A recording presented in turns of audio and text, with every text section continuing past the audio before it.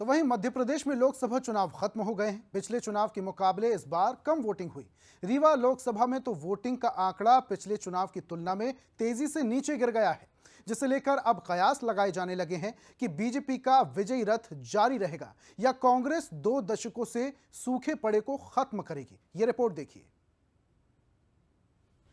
रीवा लोकसभा में दूसरे चरण में 26 अप्रैल को वोटिंग हुई।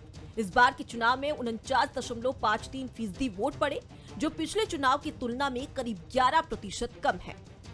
पिछले 3 चुनाव में पड़े वोट 2014 में 53.04% वोटिंग, 2019 में सबसे ज्यादा 60.38% मतदान, 2024 में 50% पर भी नहीं पहुंचा आंकड़ा। कम वोटिंग को लेकर अब कयासों का दौर भी शुरू हो गया है। शादी विवाह के शुभ मुहूर्त कम वोटिंग की वजह बताई जा रही है। हालांकि राजनीतिक जानकार शादी विवाह के अलावा मुद्दा विहीन चुनाव और प्रत्याशी के फीस की तरफ भी इशारा कर रहे हैं। होता क्या है कि जब चुनाव में उत्साह नहीं रहता, चुनाव में गर्माहट नहीं रहती, चुनाव में कोई मुकाबला नहीं दिखता है, चुनाव में मुद्दे क्लिक नहीं करते हैं, चुनाव में प्रत्याशियों के चेहरे क्लिक नहीं करते हैं, तो एक उदासी की भावना वोटरों के भीतर होती है।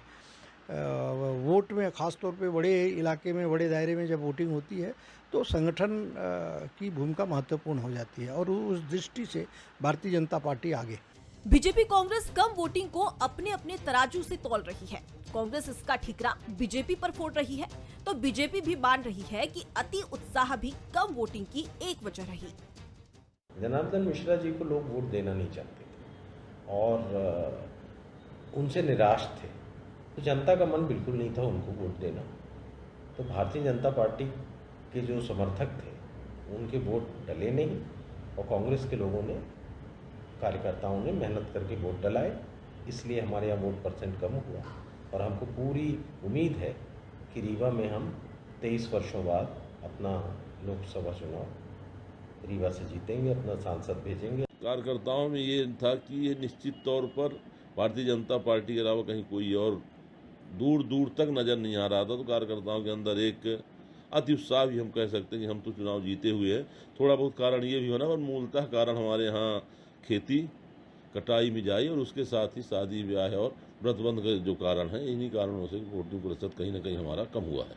रीवा में भाजपा ने 2 बार के सांसद जनार्दन मिश्रा पर विश्वास जताया, तो कांग्रेस ने क्षेत्र के दिग्गज नेता अभय मिश्रा की पत्नी नीलम मिश्रा को मैदान में उतारा है। चुनाव से पहले तक दोनों में कड़ी टक्कर नजर आ रही थी, लेकिन कम वोटिंग ने मुकाबले को और दिलचस्प बना दिया है। अंकित द्विवेदी, बंसल न्यूज, रीवा।